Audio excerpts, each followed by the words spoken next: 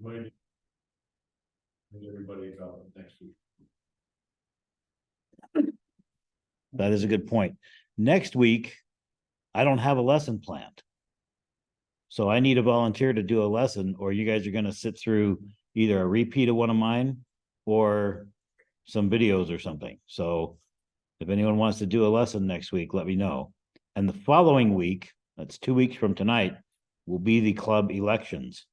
And I hope everybody comes or represents themselves accordingly, virtually or in person, in order to make sure that we continue the club operation for the following 2 years. So we need to fill positions for president, vice president, secretary, and treasurer. And so far, we don't have any victims or volunteers for secretary and treasurer, but we would be happy to have anyone do that. So, and it's okay to re-up too.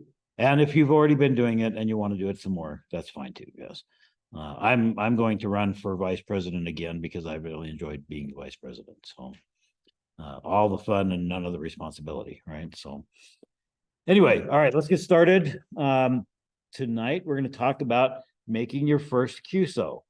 All right, so let's jump right in. If I can zap this over. So what's a QSO? We recently had a class on slinging the lingo and talking like the old men. And then you may or may not recall that class, but if you don't, it's online. You can watch the recording. Basically, we talked about a lot of the slang terms and the lingo that ham radio operators use. And one of those terms is QSO. Q signals, they're shorthand codes for terms, questions, or answers. So a QSO is a term that means a contact, and it basically means a conversation between two or more operators. And sometimes you'll hear people talking about, oh, I had an eyeball QSO with so-and-so the other day. That means they actually met in person and looked at each other with their eyeballs, not just over the radio, right? So you'll hear that term used in some cases. But your first QSO is the first time you pick up your radio and use it to talk to another operator on the air. So that's what we're going to talk about doing tonight, okay? So let's see. So you've got your shiny new amateur radio license, your license. You don't have your license yet. Well, you better not be talking on the radio without a license. Remember, the amateur radio service requires a license issued by the FCC here in the United States. Other countries have their own rules, but here in the US, the FCC is king, and they have a program that allows us to become licensed. And all you have to do is basically show that you know and understand certain things about how radio works, certain things about how electronics work, and certain things about how the rules work. And that's probably the one they care about the most, is that you know how the rules work, because they don't want you getting out there on the air and breaking the rules. So if you don't have your license yet, there's some training materials you can pick up. There's KB6NU's No Nonsense Guide. The No Nonsense Guide for the technician class is free for download. You can download the PDF for free, work through that. There's also the ARRL's ham radio license manual that you can purchase from the ARRL. And anybody who doesn't know what ARRL is, that's the Amateur Radio Relay League. And if you're wondering what the heck relay has to do with it, well, that's probably a topic for another night. But we'll see if we have time. Maybe we can come back to that. Think of the ARRL as being the organization of amateur radio operators, or an organization. There are a few of them out there that lobbies to the FCC for specific things like rules, bans, access, things like that. That they give us more of a voice because they basically got money to be able to do that. And the reason they have money is because we give them money, right? They also sponsor organizations like Aries and some other things as well. Dan, you had a comment? Yeah, you may talk about the exceptions to talking on the radio without a license, because you can do that. I will talk about that for a second. So is there a time when you can use an amateur radio, an amateur radio, without having an amateur radio license. And yes, there is. And that is in case of an actual bona fide emergency where life or property are in danger.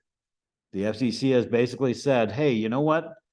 If somebody's about to die or somebody's about to be badly injured or you need help or, you know, a tree fell on your house and your kids are trapped inside or something like that, and there's a radio there, you are authorized 100% to pick it up and use it, whether you're licensed or not.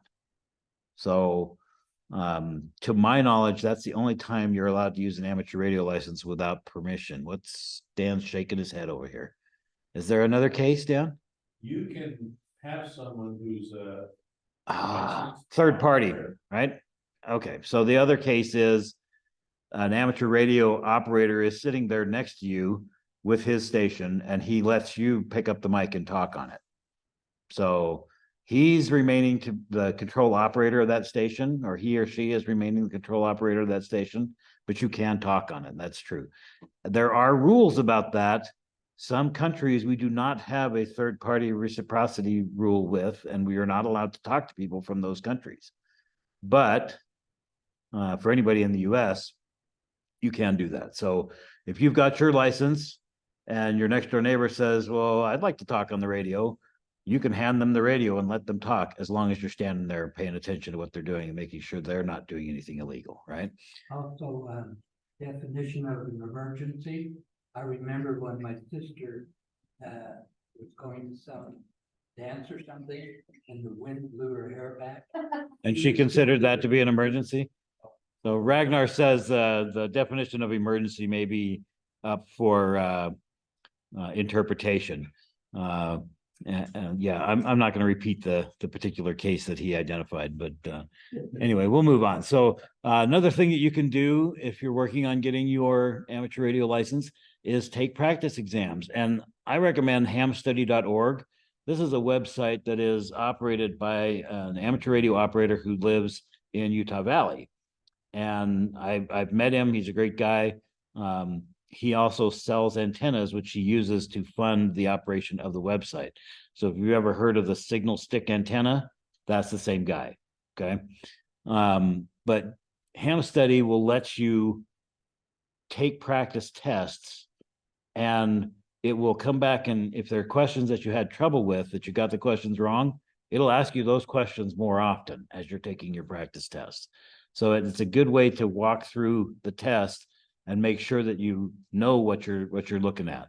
When I was looking to get licensed, I actually used an application on the Palm Pilot, which kind of dates when I got my license. But when I was consistently getting 90% on the practice exams that I was taking, I went ahead and took the test, and I only missed 2 questions. So, you know, it's very helpful since the question pool is actually published. You can look at and read every question that could be on the test. So, you know, there's no excuse for not knowing what you're getting into when you go to take that test. All right. So now you've got your shiny new amateur radio license and you've got your shiny new amateur radio. Oh, well, maybe you don't have a radio yet. Well, you're going to need to get a radio. So in the Murray Amateur Radio Club, we recommend a radio that will operate on the 1 1/4 meter band. Not every radio will do that. So the reason we recommend that is our club repeater operates on the 1 1/4 meter band. And if you want to be able to work on our repeater, you need to have a radio that works on that band. And I'm not going to talk about what all the bands are and everything, but the typical handheld that you're going to buy for $35 on Amazon will probably work on the 2 meter band and the 70 centimeter band, but not the 1 1/4 meter band. We do recommend the TYT TH350 handheld. I'm sure somebody around here has got one in their hot little hands. There's one, there's another one, there's a third one. So that radio is a tri-band radio. It'll operate on 2 meters, 70 centimeters, and the 1 1/4 meter band. It's a great little radio. I have one as well. So for a mobile installation or a base station type installation where you use a mobile radio on a power supply or something like that, We've been recommending the Anytone AT5888 UV3, mainly because it actually will put out 25 watts of power on the 1.25 meter band. There are a few other radios like the, what's that Anytone DMR radio? 578, but it'll only do 5 watts on the 1.25. Now, 5 watts is nothing to sneeze at, especially if you got a decent antenna. So don't, if you want to go that route, that's a perfectly viable option. Also, 5 watts is plenty with the 1.25 band. It is, because 1.25 has very interesting properties that allow it to get places that you can't on 2 meters with 5 watts, right? So, in fact, we had the great shakeout. I was up at the Salt Palace at the time. I was inside at the north end of the Salt Palace, and I had my TYT handheld with 5 watts, and I was talking on our repeater, and everybody said I sounded fine. So that gives you an idea of what the 1.25 meter band can do. But if you're looking for a radio, your best bet is talk to other operators, other people in the club. Everyone's going to have an opinion on what your first radio should be. Most of the opinions will be don't buy a Baofeng, but there are some Baofengs that do have all 3 bands. I've got one. It was not a great radio. It's got a few issues, but it works, and it was cheap. Baofengs, I think, I like to consider them the goldfish of the amateur radio world, right?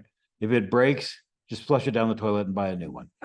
So anyway, all right. So now you've got your shiny new amateur radio, you've got your license, and now you've got the frequency of the local repeater or a simplex frequency. Okay, let's hold on a minute here. Where do we get the frequency? How do we know what frequency to tune our radio to? On Citizens Band, you just turn to 19 and say breaker, breaker, right?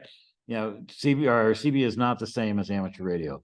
With an amateur radio, you have to key in an actual frequency in megahertz that you're going to be using for talking on. So we're going to talk a little bit about finding the frequencies. So here in Utah, the place you want to go is the Utah VHF Society. And they are the frequency coordinator for VHF and UHF and probably, what do they call it? Super high frequency, the ones above, even above the 70 centimeter, right? Basically anything from probably 10 meters up, right? VHF Society will deal with. 10 meters is really an HF frequency, but you can run repeaters on 10 meters. They definitely cover the 6 meter, 4 meter, 2 meter, 1.25 meter, 70 centimeter. What is it? 800 megahertz, 900 megahertz, 800 megahertz. 900. Is it 900? And the 33 centimeter and the 22 centimeter and yeah, and all of the ones above that, basically, right? So VHF Society, the link is right here, utahvhfs.org. And when you go there, you can look at the repeater list. If you're not in Utah, for anybody who watches this presentation later and isn't actually here in Utah, you can go look on this link that I've provided here for your specific state and find out who your frequency coordinator is for your state. Or you can Google search for amateur radio frequency coordinator for your state, right? So for Utah, it's going to be the Utah VHF Society. And they actually have a new feature called the repeater map, which will actually give you a visual representation of where the repeaters are physically. I don't know how helpful that really is, but it's kind of interesting to be able to say, oh, this mountain is where that repeater is. So that's a good place to go. Another option is to look at your standard load file. Now, if you don't know what the standard load file is, Salt Lake County ARES has put together a standardized list of frequencies for the county, right? And that file is available. You can go get a copy of it. There's a link right here that shows exactly where to go to get it. Each city or each club has added their own section. So the way this is broken down, you've got like a section of personal frequencies, a section of club related or local frequencies that your club or city are using, and then the county-wide frequencies that are out there. So basically you can grab the standard load file and load it onto your radio. There's software to put that on your radio. The intention of the standard load is it's going to be a set of commonly used frequencies in your area, and it's typically aligned with some kind of emergency services group. So in this case, Salt Lake County ARES spearheaded this operation to produce a standard load for Salt Lake County. And once you have that loaded in your radio, then you'll have a common set of frequencies to choose from and to talk about to other hams when you're saying, hey, let's meet on whatever repeater. It's number 27 in the standard load. So that's kind of useful. Also, your club members can help you get your standard load onto your radio. So if you've got a radio and somebody says, well, just program it, and you look at them with a blank stare, like, how do I program my radio? Dan actually did a great presentation on introductions to several different radios and how to program them manually. But trust me, when you're dealing with, 127 frequencies you're going to plug in there, you don't want to do that manually. There's software that will do that for you. You hook it up to the computer, hook your radio up to the computer, zip it right on there. Not a problem. Bring your radio to a club meeting. Somebody here will be able to help you get set up. All right. Now, you got a radio, you got the standard load or a list of repeater or simplex frequencies. Now what? So how do you know which frequency to use? I got a list of 127 frequencies in the standard load. Which one do I pick? Okay, the best thing to do is to ask somebody. Ask somebody in the club, hey, what frequency do people usually sit on? What frequency do people monitor? Our club, we have a net. We'll talk about nets in a minute. Our club has a net every Sunday evening at 8 o'clock local time. And we do that on the Ensign Peak repeater, which is 147.16 megahertz with a positive offset at I call it a PL tone. It's really a CTCSS tone, but the vernacular says to call it a PL tone. So that's what we're going to do, of 127.3 hertz. So these are the settings that you have to program into your radio so that your radio knows how to communicate with that repeater and how to be communicated with by other people using that repeater, right? So that's one that we use. It's channel 26 in the standard load, and we use that every Sunday. Our club repeater is 223.96 megahertz. Remember, that's on the 1 1/4 meter band with a negative offset and a PL of 103.5 hertz. And it's channel 27. How convenient, 26 and 27. Isn't that nice? Almost like somebody planned it that way, as he looks knowingly at Dan. There's also a very popular repeater here in the Wasatch Front area called the Farnsworth Peak repeater, or known locally as the 6.2. And people like that one because it has a very wide area of coverage. The 6.2 will cover pretty much from Wendover all the way to, I don't know, can you reach it from Evanston? You may be able to if you've got a mobile. If you got a mobile, you might be able to. Definitely a large area, and North Ogden down to Provo easily, even probably Spanish Fork, without too much trouble. So that is a very popular repeater for people to just hop on and start talking. It's at 146.62 megahertz with a negative offset, and they do not use a PL tone on that repeater. Just as an anecdote, when I first became a ham, first got my license, the guy who was my Elmer, his name was Jeff, he let me use a radio that he had that was a Radio Shack HTH 202. This radio was about the size of a small brick. It weighed about as much as a brick, and it had 10 channels that you could set a program into it. And you could program in the PL tones, but they didn't work on that radio. It was broken, right? So the only repeater I could really use was the 6.2 because it did not require a PL tone. So that's where I made my first contact, was on the 6.2 with that radio.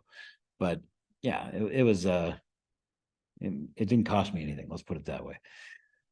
All right. So You've got your shiny new amateur radio license. You've got your shiny new amateur radio. You've got your local repeater or your frequency that you're going to use. Now comes the hard part, pressing that push to talk button. Mic shyness is a real thing.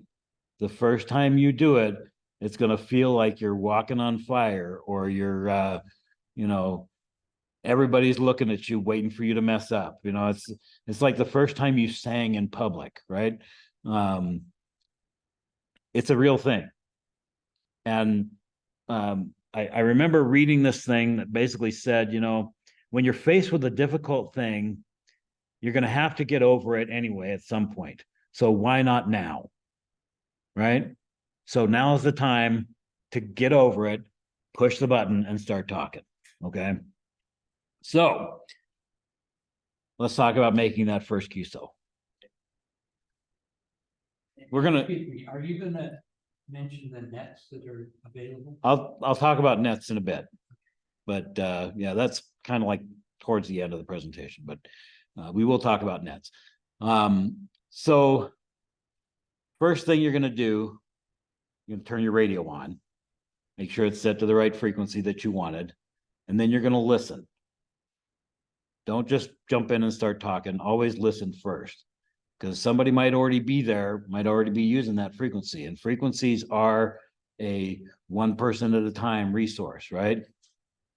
You can't have two people talking at the same time, or nobody will hear anything. Or, well, they may hear one or the other of them, but they probably won't hear both of them, right? Unless you're on AM, which that has some interesting properties, but we're not talking about AM right now. We're not talking about AM. We're talking about VHF here, right? So listen. Just because you hear some people talking doesn't mean you can't join in. But first, we're going to talk about making that first contact when there's nobody talking right now. So you turn on the radio, tune it to the frequency, and you listen and you wait. Next thing you're going to do is you're going to key up your radio. That means you push the push to talk button. It's a little button labeled on the side of the radio. It says PTT on it usually. That's push to talk. You're going to push that button in, and then you're going to wait a moment. You don't want to start talking right away. Why don't you want to start talking right away, Dan? The repeater has to sync up to you. The repeater has to hear you, and it has to start transmitting too. We had a class on how repeaters work. So if you're on simplex, you can probably start talking right away. It's probably not going to be a big deal. But it's good to get in the habit of keying the radio and waiting a moment before you say anything. Then, what are you going to say, right? Let's go to the next slide. So, do you say CQ or not? So, who knows what CQ means? Nobody knows what CQ means. CQ is another one of those codes like QSO, right? Or QSO, as we say. CQ basically means I'm calling any station. Anybody can respond. Now, some people will say, don't call CQ on a repeater. Okay. I say BS to that. Go ahead and call CQ if you want to. I don't think it matters. Some people will say, hey, just say your call sign, or say your call sign and say monitoring or listening or something like that. And if you're listening to the radio and you hear somebody just say their call sign, just pretend they said CQ and go ahead and talk to them. Or if they say their call sign and say listening, it doesn't mean that they just want to listen, or they wouldn't have said anything, right? So it's okay to talk to them if they say that. But, some people will really get in your case if you say CQ. Not around here, I haven't noticed anybody that way, but in some parts of the country, people will take offense to saying CQ on a repeater. I do not know why. I guess they just have a need to take offense at things, which some people are like that. And what are you going to do, right? Some people also say mobile. So they're like, say their call sign and say mobile to indicate that they're in their vehicle. That used to be something that was required. And I think it was Paul who told me this a few weeks ago. That it was required to say mobile if you weren't at your main station. So if you have your station, which is at your house, presumably, and then You have a mobile radio that's not at your house. So if you were not at your house, not at your main station, you had to say mobile. You don't have to anymore. A lot of people still do. I've heard people say portable as well to indicate that they're on a handheld. I haven't heard that in a long time, but I have heard that on the radio before. That's just an indicator. You can say that or not. I'll say mobile sometimes if I'm like in traffic and driving, so that people who want to talk to me know that I might get distracted and not respond right away, because they'll know I'm mobile and I'm driving and probably paying some attention to the other traffic, hopefully. But yeah, so that's something to keep in mind.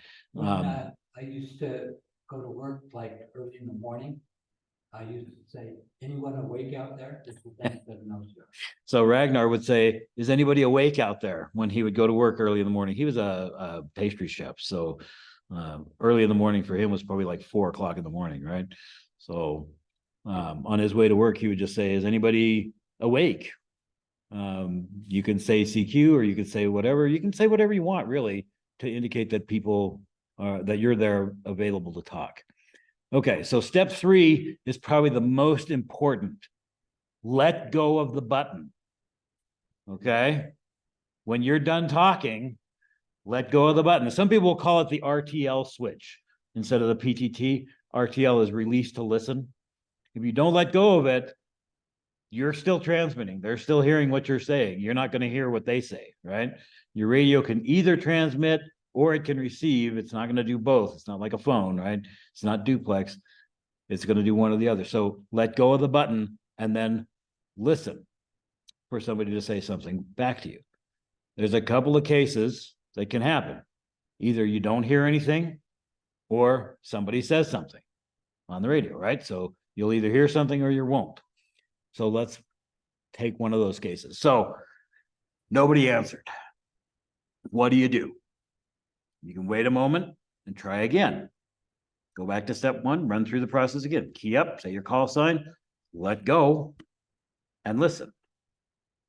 Or you can switch to a different repeater or a different frequency and try again. Or you can wait for a while, like an hour, and try again. A lot of people on the 6.2, for example, are monitoring the radio during commuting time. So if it's like 10 o'clock in the morning, they may not be listening to the radio. You may want to try at a different time of day. Try at 5 o'clock when everybody's in their cars headed home and they have nothing better to do than talk on the radio because the cars aren't moving. So those are some of your options there, right? Nobody answered. Did you do anything wrong? Probably not. Okay. Sometimes there just isn't anybody listening. Sometimes the people listening don't want to talk, or they don't have time to talk. I've had it happen where I've been in the car and I hear somebody call out just as I'm pulling in the driveway. And I'm like, oh man, I'd love to say hi to you, but I don't have time to sit here for 10 minutes and have a conversation. I got to go inside and fix dinner or whatever. So no, you probably didn't do anything wrong. There just isn't anybody to talk to, right? So don't worry about it. What can you do to encourage a reply? You can ask for a radio check. So in my quote here, this is KD7ZWV, radio check. Don't expect a big conversation if you're doing a radio check. You might get somebody to say, yep, your radio's working, or you sound good to me, or you're full quieting into the repeater. And then they don't want to talk any more than that. But at least you know your radio works. Okay. Or you can ask for something specific, like, where's the radio club meeting tonight? Or what time does the club meeting start tonight? Does anybody know? Or like Ragnar, is anybody awake? Right? Or a lot of times I tell them how cute I am. There you go. So he would say how cute he is, and that would encourage them to respond in some fashion. Now, that fashion may be talking on the radio. It may not. Oh, let's see. When I hear that, I turn on my family. Your music radio.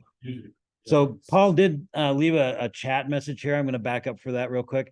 The legal requirement was the idea is portable if you were outside your own call sign area. So for example, if you lived in Florida and had Paul's call sign, which was AE4KR, the 4 being for that part of the country, and you're here in Utah, you would have to ID as AE4KR portable 7. So indicating that, yes, my license is in area 4, but I'm currently operating in area 7. You don't have to do that anymore. So you don't have to worry about that. Thanks, Paul, for that note. Appreciate that. All right. So we're going to talk about nets in a minute, so I'm not going to go deeply into that. What about if you want to talk to somebody specific? So you met somebody at the radio club and you're headed home from the club meeting and you want to ask them a quick question. The procedure is pretty similar, but instead of saying CQ or just throwing out your call sign, you directly name the station you want to call. So, for example, say I wanted to call Dan to ask him something, like who does his hair, because man knows I need a haircut. I would key up my radio and I would say N7XDL, this is KD7ZWV. So N7XDL is Dan's call sign, KD7ZWV is mine. And then let go of the button and listen. Give him a chance to reply. If you don't hear a response, try again. But in general, if you've tried a couple of times and you don't get anybody, he probably doesn't have his radio turned on, or he's already home and is not listening anymore, right? Or he doesn't like you and doesn't want to talk to you, which is unlikely because Dan likes everybody, but yeah, it could happen with somebody else. But not to you name can any go ahead names. and say, hey, Dan, I want to talk to you. You could do that. If you don't know Dan's call sign, you could just say, hey, Dan, are you there? And then give your call sign, right? If you don't know the person's call sign, but you do know their name. In general, so this is the second case, right? Somebody answers you. Oh my gosh, now I'm really going to do it. I'm really going to have a conversation on the radio. So in general, someone will answer either by saying your call sign, if they remember it. A lot of times they don't hear your whole call sign. So you'll hear somebody called with a call sign ending in Z. Go ahead, you know. And even if yours didn't end in Z, they're probably talking to you because you were the one who just sent out a call, right? So when they unkey, they'll say something, they'll maybe give their call sign and ask what's up or whatever. When they unkey and the radio drops, you'll hear the squelch tail on a repeater, or you'll hear that they're not transmitting anymore.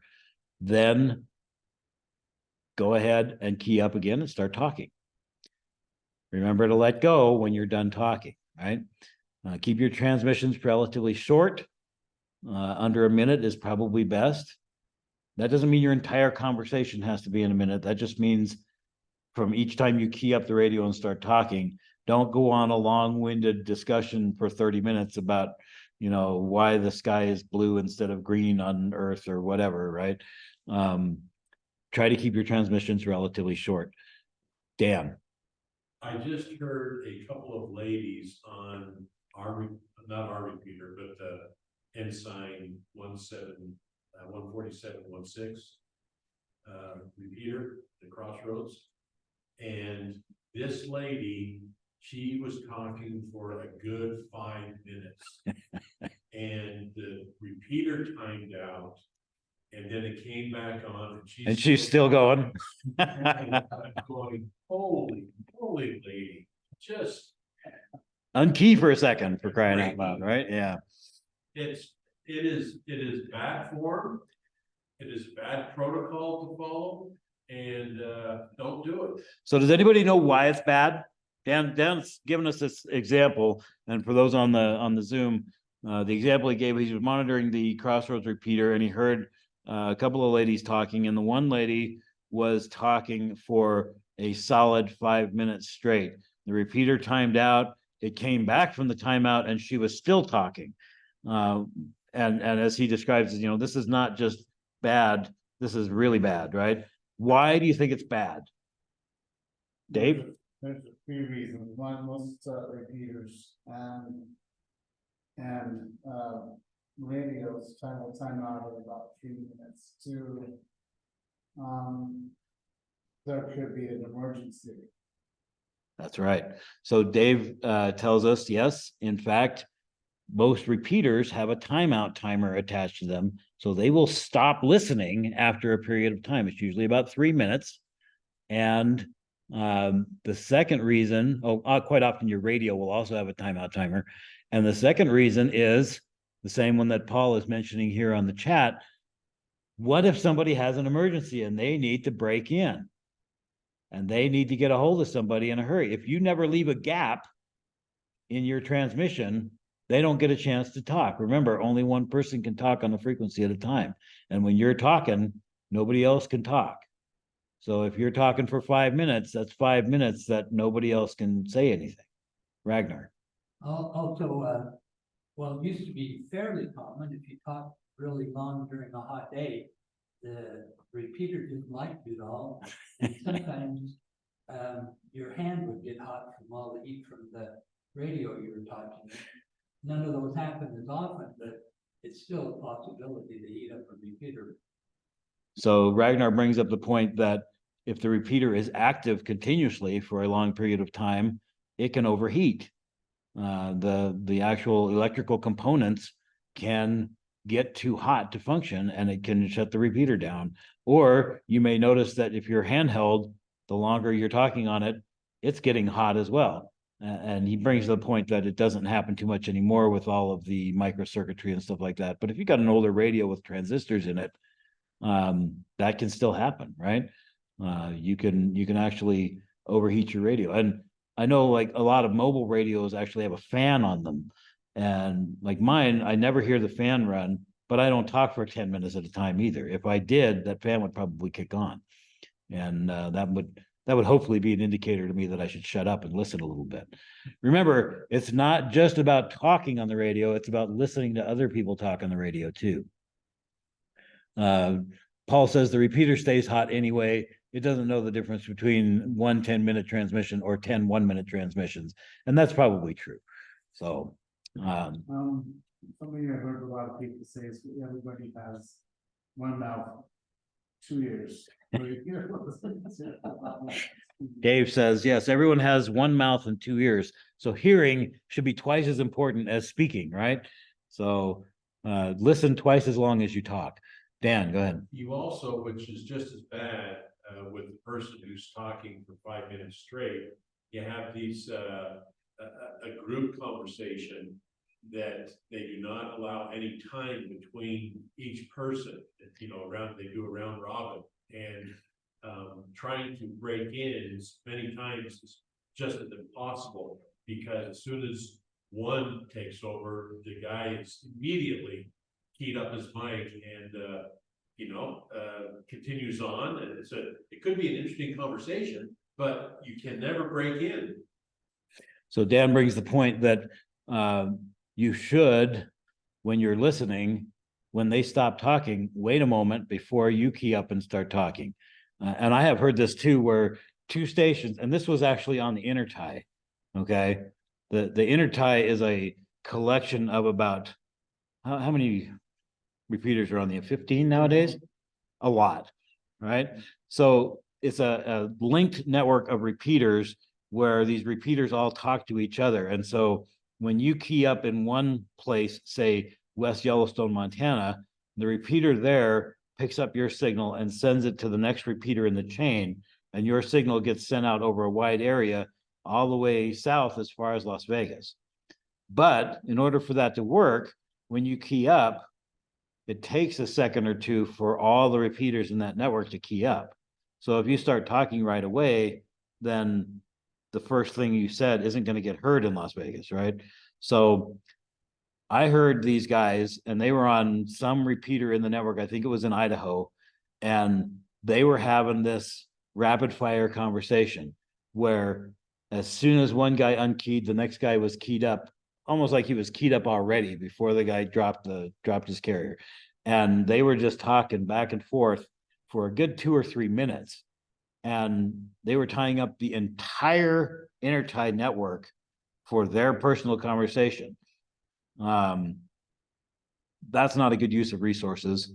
And by not leaving a gap in between their conversation, nobody else had an opportunity to break in. We're going to talk about breaking in a minute here, but the idea is that only those two would be able to talk. No one else would get a chance to talk. And we'll talk about roundtables too in a minute too. Something like the intertide. I know the intertide system runs for the conversation to 10 minutes. But if it's something local, you can go to a local repeater and oftentimes go to simplex. That's right.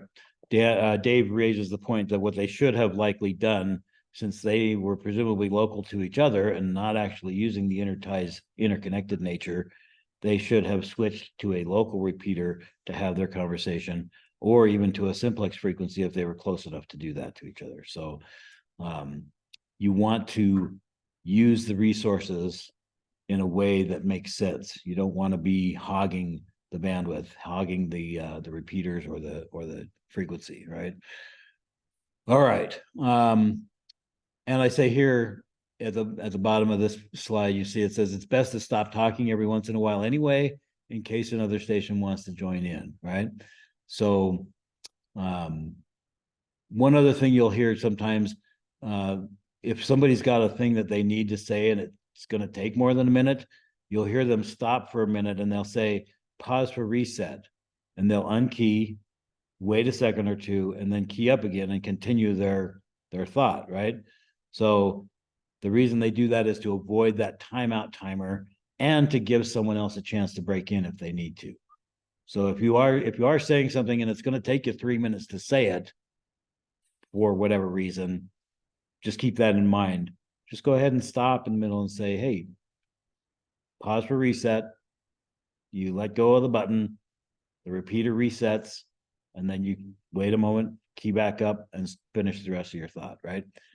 We do that a lot of times on nets where we've got a script that we're following where, you know, we read off some boilerplate text at the beginning of the net.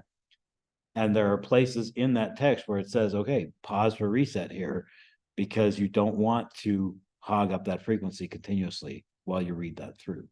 I heard recently, I think it was a Utah Valley net, like a UV arc net, where they were actually playing a recorded, like a message that was amateur radio news. And it's like a 10-minute news broadcast. And the problem was the gal who was playing it didn't unkey. And so the repeater timed out 3 minutes into it. And so there was dead air for a minute or two. And then she came back on and it was still going. And then it timed out again after 3 minutes. And what there was even a spot in the recording where it said, we're going to pause now for local station identification. And she didn't. She just kept it keyed up and kept it playing. So that was a very interesting evening on the radio. But yeah. So the last thing I note here is don't forget to give your call sign at least once every 10 minutes. We're going to talk about the ID requirement right now. So the rules require that you ID at least once every 10 minutes and at the end of your conversation. So what does it mean to ID, Jeff? Is that the end of your conversation or the end of your transmission? It's the end of your conversation, not necessarily the end of your transmission. So the rules are, if you're in a conversation with somebody and you're talking back and forth, you need to ID at least once every 10 minutes. And then when you're all done and you're leaving the frequency, you need to make sure to ID at the end, right? That doesn't necessarily have to be the moment before you unkey, although it usually is. It just has to be in that last transmission, okay? So usually people will say their call sign is like one of the last few words that they say, which is fine. It doesn't have to be that way. If you said your call sign at the beginning of that and then said, all right, this is KD7ZWV. I got to go. I'll see you guys all later. Have fun, 73. Good night. You don't have to say your call sign again just because it's the end of your transmission, right? It's in that last transmission, unless Paul comes on and tells me different. Okay, so Sometimes it's a in the net, so there'll be QSOs at the end of the net. There will often be short conversations at the end of the net, right? And sometimes it's a good way to listen to say, okay, how. To hear how other people do it, right? Yeah. Okay, so one thing, sometimes you'll hear people say, oh, this is KD7ZWV for ID. You don't have to say for ID. You just gave your call sign. That's all you need to do. You don't have to say why you gave it. So don't do that. But if you hear other people do it, don't get angry at them. They can do that if they want. That's fine.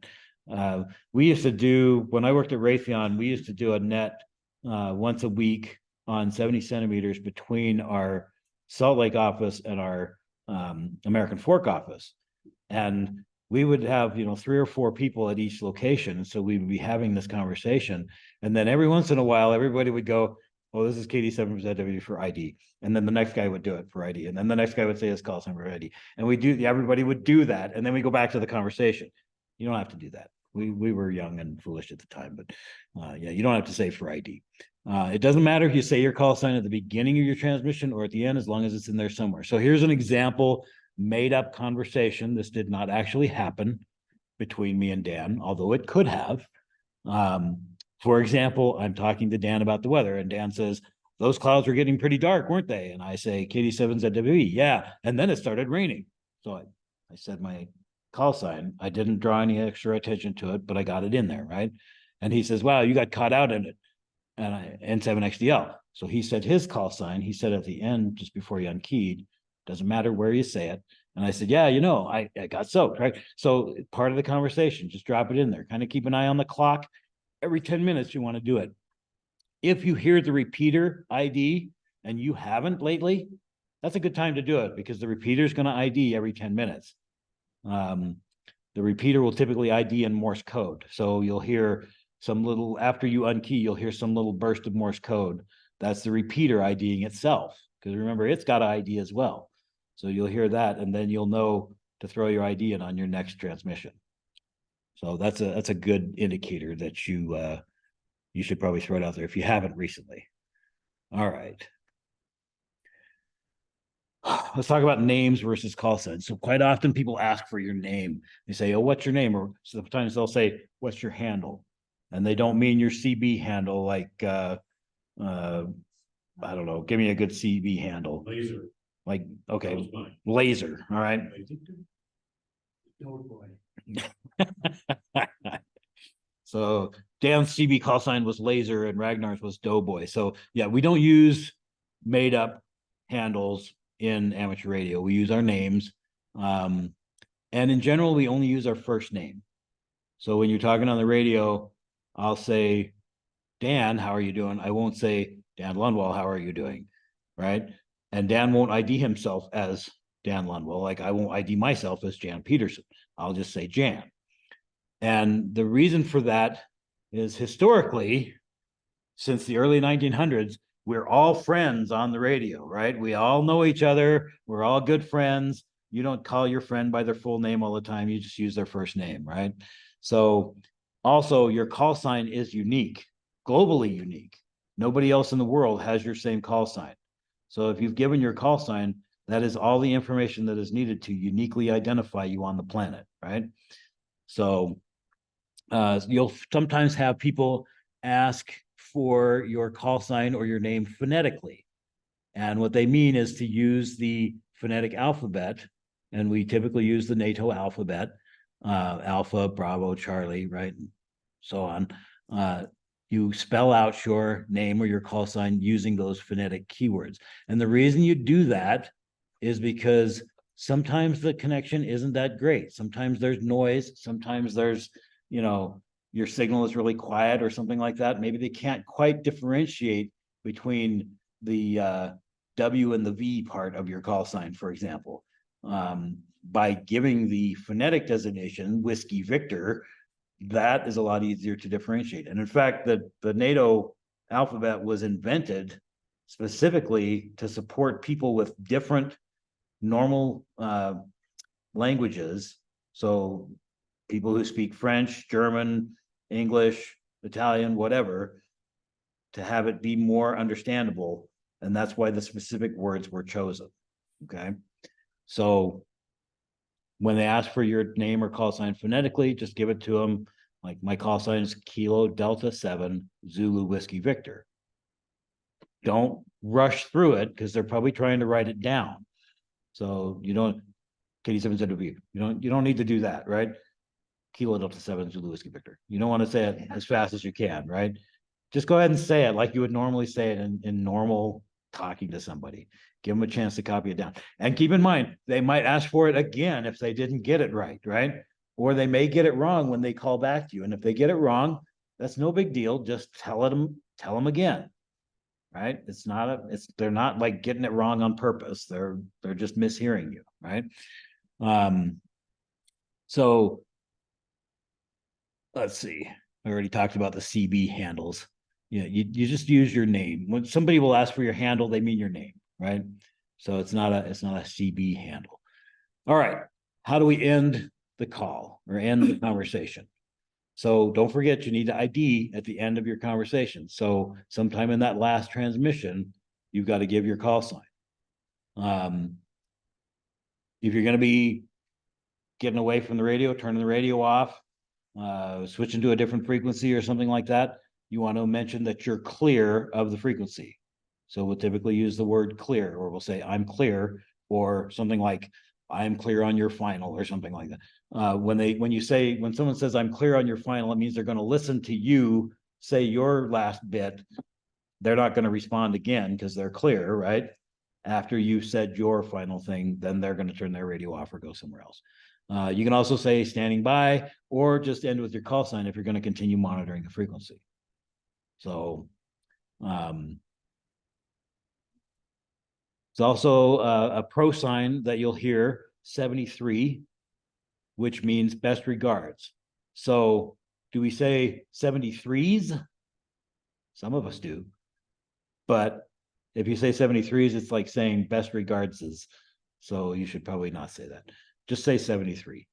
A 73 means it was nice talking to you or something to that effect, right? It's basically a polite way to give your regards to the other station.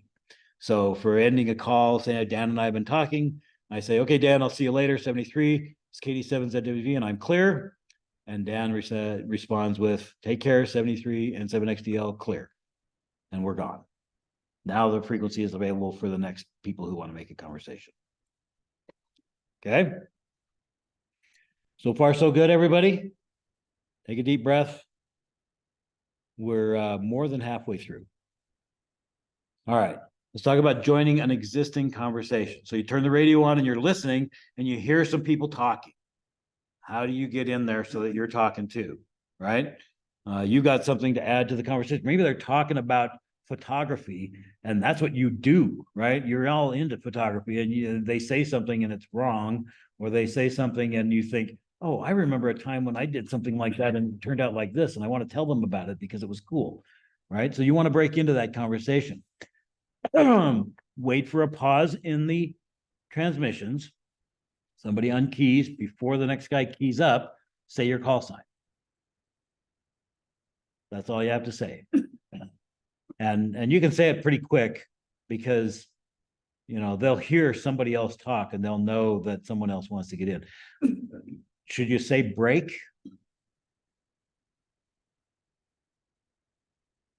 Dan. You can, so long as you put the call sign in there. Let's say break. The FCC wants you to identify yourself, right? Right. So, because what if you say something and they don't hear you, or they just keep talking? Well, now you've made an unidentified transmission and you've got to try to get your call sign out there somehow. Also, people will say break when they have an emergency. They need to get in an emergency because you can say break really fast. So you'll hear sometimes break, break, break. And then that's an indicator that somebody really, really needs to get on that frequency and say something. So if you happen to hear that while you're having a conversation with someone, that's a good time to stop and say, go ahead and listen to what they have to say, right? So you key up, say your call sign, unkey and listen, all right? One of the stations maybe not the next one who was going to talk. He might not have heard you because he might have already been keying up when you said your call sign, but the other station might have heard you or heard part of your call or heard something. There, you can get kind of this squirrely noise if two stations are transmitting at the same time. Kind of happens sometimes. So they may have heard something, and they'll say, when it's their turn to talk again, they'll acknowledge that someone is out there, and they'll say, "Go ahead." They may, if they didn't catch your call sign, they may say, "Go ahead, break," and that means you, because you were the one who was trying to break into the conversation, right? When they do acknowledge you, they'll often say, "Go ahead, break, give it to so-and-so when you're done." And we'll talk about that in a second. That's how the round robin things works. We'll talk about that in a second. But when they acknowledge you, go ahead and jump in and start talking. Introduce yourself, say what you wanted to say, and then you can either stay part of the conversation, or if you only have the one thing to say and you're done, you can tell them that, right? I just wanted to add, I found that using a purple filter works great on moonshots at night. That's all I needed to say, KD7ZWV, and you guys have fun. And you're gone, right? So if they continue to ignore you and continue to have their conversation, well, they didn't want to talk to you. So don't keep trying. You don't want to be a pest, right? You can just switch to another frequency, another repeater, or find somebody else to talk to, or come back later and try again, right? And that rarely happens. It rarely happens. People on the radio are usually pretty friendly. In my experience, they're quite friendly people, and they're usually, you don't get into this hobby if you don't want to talk to people, right? Typically. So they're probably going to be happy to add you to their conversation. All right, so let's talk about this roundtable conversation, right? So now you've joined a group. There were two people talking, and now you're a third person. How do you do that? How do you handle that, right? One thing to keep in mind is it's a good idea to ID more frequently when you're in a group like that, because it may not get back around to you before 10 minutes have gone by. And if you didn't ID, then you're in trouble, right? Somebody trying to break into somebody's car. Yeah.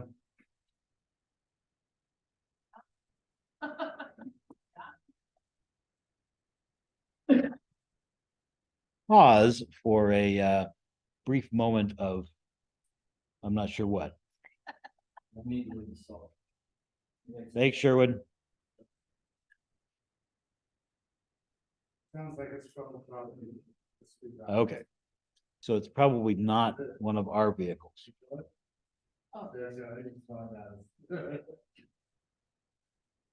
It was a white Tahoe that was stolen. Oh, yeah, thanks. Good thing I don't have a Tahoe. I have a Yukon. Oh, Fortunately for me, I don't have to worry about the Tahoe. Okay. So when you're in a group like this, it's a good idea to ID more frequently, just because it might not get back to you before 10 minutes have gone by, right? Especially if you've got 4, 5, 6 people in the conversation. As it goes its way around the circle, it might take 10 minutes to get back to you. It might take more than 10 minutes to get back to you. And you don't want to be not IDing every 10 minutes, right? Also, when you're done with saying what you're going to talk about, you're going to hand it off to the next station in the circle. So you don't want to do, I've heard conversations where you'll have a couple of guys talking, somebody will jump in, and it makes this kind of V-shaped conversation where the one guy is talking to A, and then he's talking to B, and then he's talking to A, and then he's talking to B, and A and B are never talking to each other. You want to avoid that type of a situation. You want to keep it going in a circle. And that's because it's just more polite. What's the word I'm looking for, guys? It's a better use of the resource to spread that traffic around, not to kind of be the linchpin. You're not in a star configuration. You're in a circle, right? Ragnar's got some comment. Well, even though I've gotten older now, my memory is just as bad as it was years ago. So I was wrote down The other stations in the group. and then if there was a group of like 4 of us, I would end of my conversation, I would say my call sign, and then I look at the list here, the next one after me, I give them their call sign, like, I give your call sign and say, go ahead. So they would know. Who is next? everyone- Yeah, so keep it order. basically what Ragnar is saying, because his memory was poor, he would jot down the call signs of the people in the group, and then he would just have to remember when he spoke, he would just give the call sign to the next person after him, and that way they would know that it was their turn to talk next. And that's great too, because then you only have to remember one call sign. You don't have to remember everybody's call sign. You just remember the call sign of the next person that you're giving it to, and then they'll say their piece and they'll hand it on to the next person, and it'll work its way back around to you eventually, depending on how big the group is. If there's only 3 of you, it's pretty easy to remember everybody. But when there's like 5 or 6 people talking, which can sometimes happen, it can be kind of confusing if you're not paying attention to who you're going to give it to next. And if you're in that conversation and somebody tries to jump in after you, go ahead and have them drop into that slot, and then they'll pass it on to whoever you were going to pass it to next. And eventually it'll come back around to you and you can give it to that new station.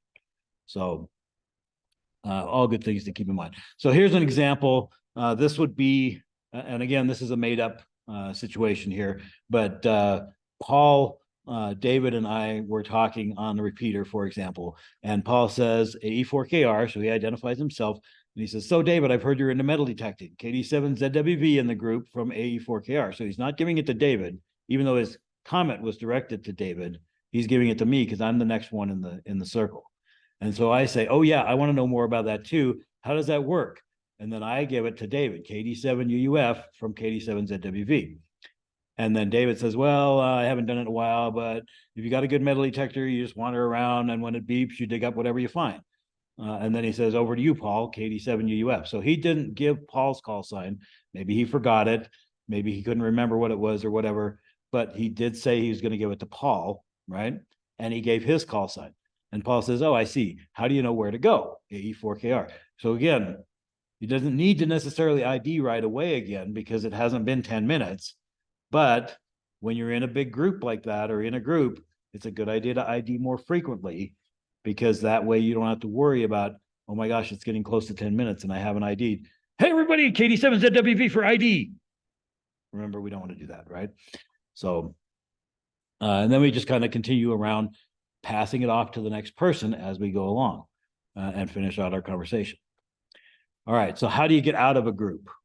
All right, so you're done, you pulled into your driveway, or your wife is giving you the stink eye, or the kids need help with their homework or whatever.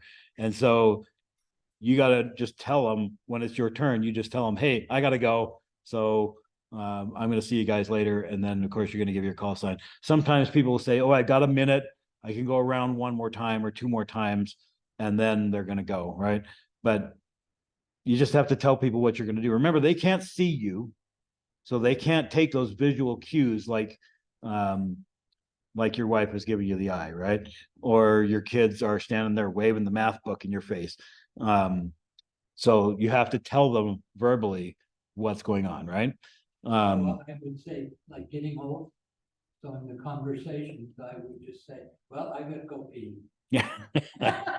So Ragnar would just say, well, time for a bio break. I gotta go. And he literally means he's got to go, right?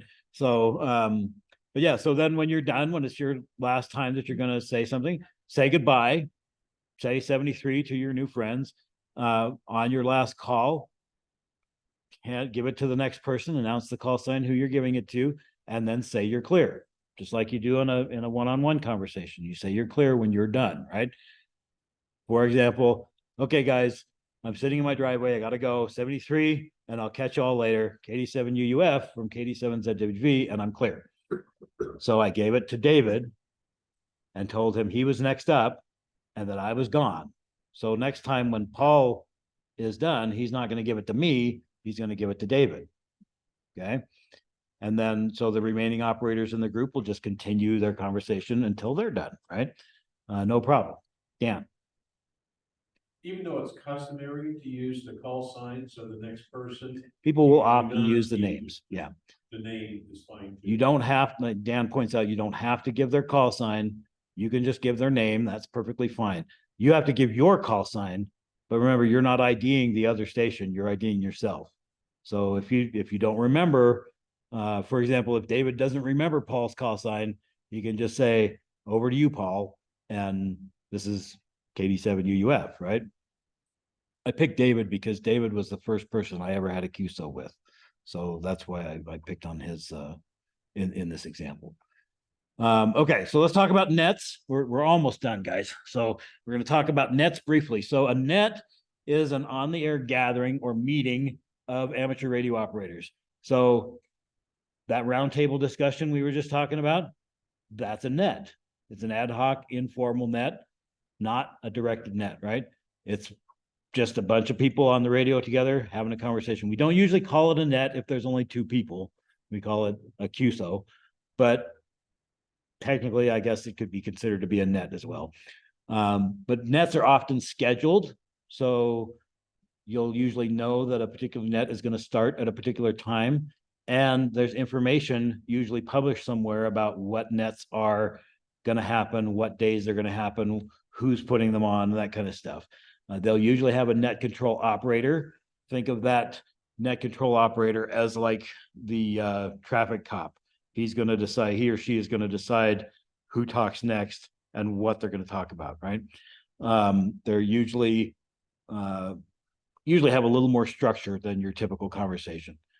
We have several nets in our club. We have our Sunday evening net that we start out with a little preamble. We talk about who we are, how to get more information about the Murray Amateur Radio Club. We talk about what the next class is going to be on. And then we do our roll call where we call out, the net control operator calls each station in turn to see if they have any traffic or not. And then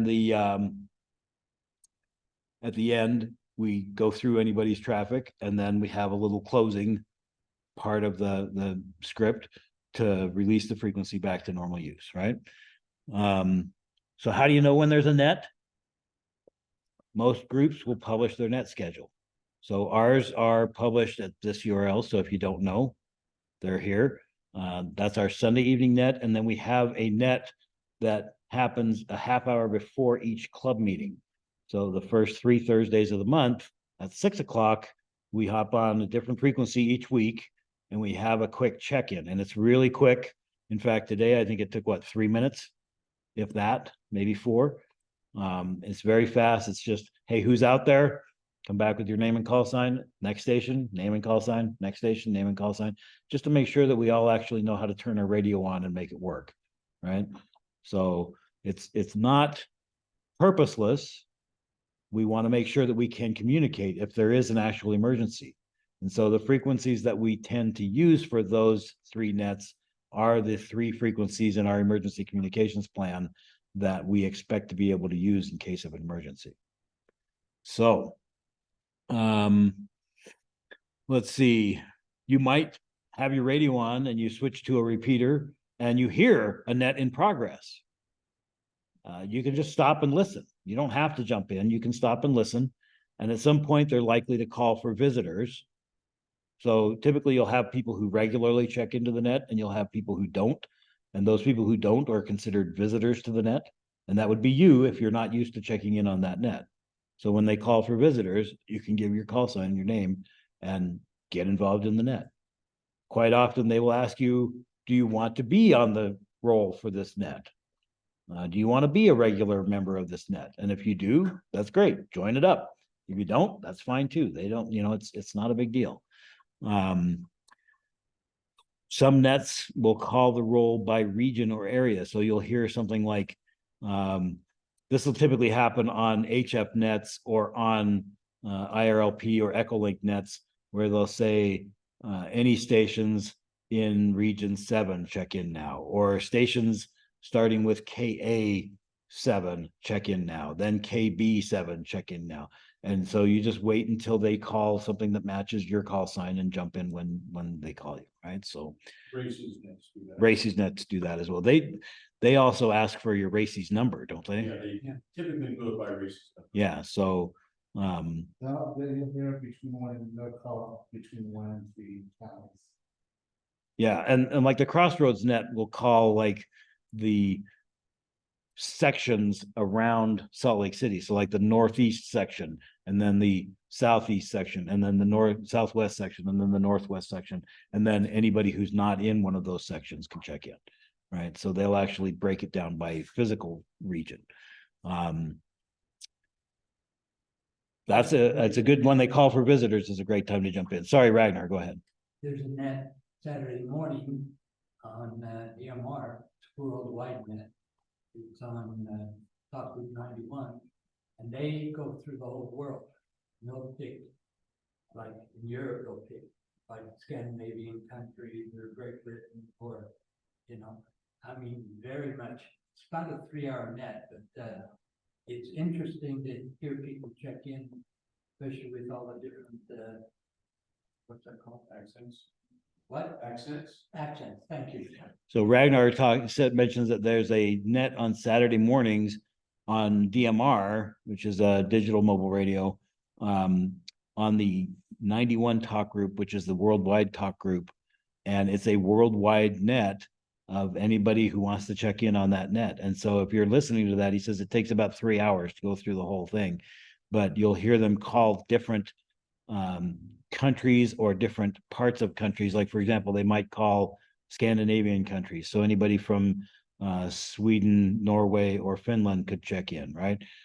They might call Great Britain. So anyone from England, Scotland, Wales, or North Ireland could check in, right? US, they put into like the 7 group, the 6 group. Yeah, so in the US, they break it down by the call sign region, right? So we're in region 7 here. So that you would wait for the 7 group to be called. Dan, go ahead. And not to up one that, SETI has been calling CQ out in the universe for years. They didn't get an answer. No answer. No answers, right? So Dan brings the point that SETI has been transmitting CQ essentially to the universe for many years. SETI is the search for extraterrestrial life and or extraterrestrial intelligence, and they have not received an answer yet that we know of. But yeah, so they've been doing that for quite a while. So they're out there calling CQ and they're not getting an answer. So do they give up? No, they don't give up. Should you give up if you call out on the radio and no one answers? Nope. Just give it a minute. Try it again. Come back in an hour. Try it again. Eventually, you'll find somebody who wants to talk to you. All right. That's the end of my presentation. It's about 10 minutes to 8, so we did good on time. And thanks everybody for your participation. Anybody have any final questions or comments? Dan. Maybe you could ask to have people tell you about their first QSO. Okay, so I told you about mine. I spoke to David, KD7UUF, and we actually talked about antennas. And he had just built a new antenna for his radio. He lives in Syracuse, and I live here in Murray. And that was my first contact. So would anybody else like to share their first contact? I've been on the radio years, and I did TV stuff and all that. Once I got licensed, it was 35 years ago or something. Gordon Smith, who just passed away this year, he gave the testing out on the Utah Power Station out there on North Temple, and he did the test. Well, my first contact was with him, and I'm driving down 47 South, and I made a contact with him, and it was really cool to be able to talk to him. And I worked with him for years because they stopped the testing at the power company, and I had him test my work. Which was at Regents, right? They what? At Regents? Well, all through the 90s and 80s. And Yeah, when we moved, I left the company and I still had a desk there for a number of years. I just told them, don't tell anybody, I'm not here anymore. That, I worked with, I did, the contemporary service of the church about 16 or 17 years. And he did, played the organ at, Mount Tabor, which is Lutheran church on 7th East and 2nd South. And I worked with him a lot doing the music and stuff, because I did the contemporary service. He did the organ there, so. And I asked him to play the music for my wife's funeral, which was really cool, so. I'll miss him a lot, but that was my first contact. I had years working with him after that, so that was cool. So Ragnar's first contact was with Gordon Smith, K7HFB, who was an icon in amateur radio here in the Salt Lake area. He's a silent key, passed away fairly recently, and we are very sad about that. But he had a lot of great conversations and a lot of great time speaking with Gordon on the radio. So that was his first QSO. Anybody else want to share theirs? Dan? So technically, my first QSO was when I was on my mission in Chile in 1980, where I actually used HF radio to call my parents using a phone patch in the States. So So it was, on the radio, they were on a telephone. and that was third party because you weren't That was licensed, third right? party, yeah, I didn't have a license, that was my first exposure to ham radio. But my first HF QSO, when I got my general, was a PSK 31 contact. It wasn't with the microphone, it was with the computer. So those first times, you never forget. So Dan says his very first contact on the radio was when he was on his mission in Chile, and he was actually operating third party. He did not have a license. He was operating third party on HF, talking through a phone patch to his parents here in the United States. So that was very interesting. And then when he got his general, his first HF contact was on, was it FT8, did you say? PSK 31. PSK 31, which is a digital mode. So it was computer to computer typing back and forth, not actually talking on the with voice. So that's interesting. Anyone else? Well, have you made your first contact yet? No. We're looking forward to our first. I'm not very social. I'm thinking I'm sitting here and I'm not very social and chatty, so. You will be. You will be, trust me. Do you have your license already? Okay, and you have a radio? Okay, well, let's go back to the second slide and get yourself a radio. So it makes it a lot easier to talk on the radio with an actual radio in your hand, yes. Anyone else want to share anything? All right. Sure, that's some questions. Yeah, go ahead. So the standard load here, you covered this just a little bit. I want to understand better 26, 27, 28, 29 these channels. So 26 says Mark 1 in the standard load. I think is the description. You're saying that's an ensign P repeater? I don't have the standard load in front of me. It might be, I mean, that's the one force that First 7.1 slip. yeah. So the problem with the standard load is we only had 6 characters. We had to pick a radio that had The lowest least common amount of denominator, characters right? and Yeah. use that as the lowest common denominator. Yeah. Okay. So the question is on the standard load for channel 26, which is the ensign peak repeater, it says, what does it say, MRY1 or something like that? Mark 1. Mark 1. Yeah, it says Mark 1, right? Says, yeah, MARC_1. Yeah. So it says MARC_1 is the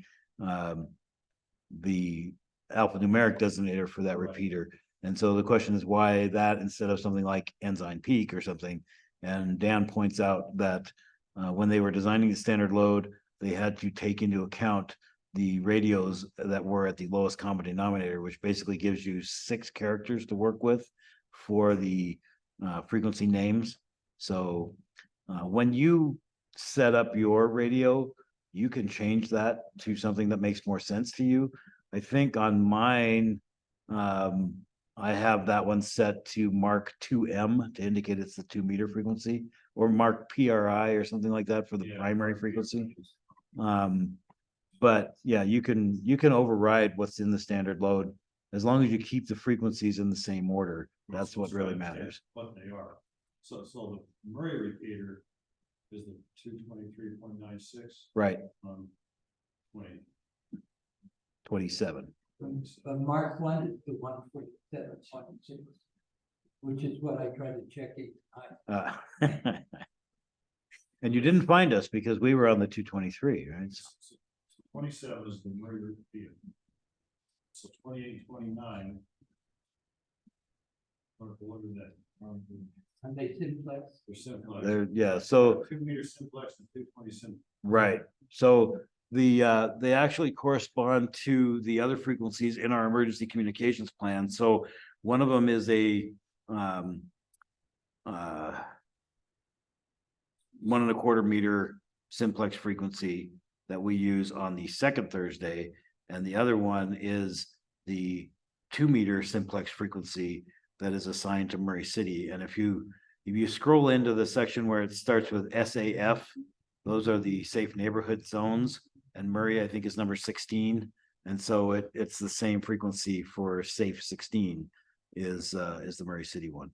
And So- it may be in there in a couple other places too. I'm not sure. Very starting to understand this stuff. So those two that are simplex, they don't go to repeater. They don't go to a repeater. It's just radio to radio. Exactly. So what we do when we have our weekly check-in is we use a different frequency each week because we want to confirm that we've programmed our radios correctly for these different frequencies, and also that we know how to operate on a repeater and on a simplex frequency, right? So one thing that you'll notice with simplex, you're shaking your head, you don't know what simplex versus repeater is? So one thing you'll notice with simplex is when you're on a handheld, right, with 5 watts, I might be able to hear you fine if you're here and I'm at, the hospital, but I might not be able to hear you if I'm at Wheeler Park, or might not be able to hear you very well. So on simplex, we do what they call relaying, and I was going to talk about that in correspondence to the American Radio Relay League. When people first started doing amateur radio, there was a lot of effort put into being able to pass messages from place to place, right? And so if I wanted to get a message from, say, the East Coast of the US to the West Coast of the US, I might not be able to contact them directly, depending on propagation, the state of the ionosphere and whatever. But I might be able to reach a station in St. Louis. So I would pass the message to St. Louis, and he might pass it to somebody in Denver, who then passed it to some station in California, right? So that's a relay of that message from one station to the next station to the next station and so on. And that's why ARRL has relay in their name. When you're working on simplex VHF frequencies, for example, sometimes you need to have your signal or your message relayed by another station. So we have an emergency operations center at Fire Station 83, and we have some radios there, and the intention is that we have amateur radio operators there in case of an emergency to be able to handle calls coming in. But they might not be able to hear somebody on simplex who's calling from the other side of the city, or who maybe doesn't have very much power. Maybe they're running on AA batteries and they've only got a 0.5 watt of power. And so they can't get all of their signal all the way over there. So they need to depend on another station to relay their transmission. And when we practice on these simplex frequencies, it gives us a chance to practice that. For example, Ragnar and Paul live in West Valley City, so they're quite a ways away from here. Sometimes they need to have their transmission relayed in when we do these nets on the third week. So what relay is that? another operator. No, not operator. Yeah. So for example, say I'm say I'm here at this fire station and Dan is at Wheeler Park or Wheeler, what is it? Wheeler Farm. And Ragnar is at home in West Valley City and Dave is at the EOC. Well, if Dan can't reach the EOC directly, he might be able to reach me. So he'll pass the message to me. I'll write it down and then I'll call Dave over at the EOC and give him the message. Meanwhile, Ragnar is sitting out here in West Valley. He can hear me, but he can't hear Dan or Dave at all, right? So if he needs to get a message in, maybe he needs to get a message to somebody in Salt Lake. Well, Dave at the EOC has 50 watts of power. He might be able to reach Salt Lake where I can't with my little handheld or whatever, right? So we pass that message back and forth. We relay it.